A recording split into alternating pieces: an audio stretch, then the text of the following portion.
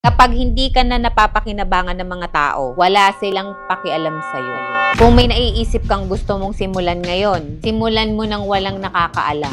Yan ang katotohanan ng buhay. Manahimik ka muna sa simula. Bandang huli, hayaan mong mag-ingay yung mga resulta. Magsisimula ka ng negosyo, walang susuporta sa'yo. Ni sarili mong pamilya, ayaw ka nilang tulungan. Ito mas masakit. Kapag nalaman ng mga kaibigan mo na may negosyo ka, manghihingi pa yan ng libreng produkto imbis na bumili at sumuporta sila sa'yo. Kung kailan ka kasi nagsisimula, doon ka nilang mamaliitin. Kasi nga wala ka pang napapatunayan. Hayaan mo sila. Ganyan talaga ang mga taong walang iniisip kundi sarili nila. Hindi ka nila susuportahan hanggat hindi nila nakikitang umaangat ka. Kaya mag-focus ka lang sa sarili mo at i-improve mo ang negosyo mo. Pag nakuha mo ang success, tingnan mo, lahat yan magsasabi na naniniwala sila sa'yo. Everyone is jealous of what you've got, but nobody is jealous of how you got it.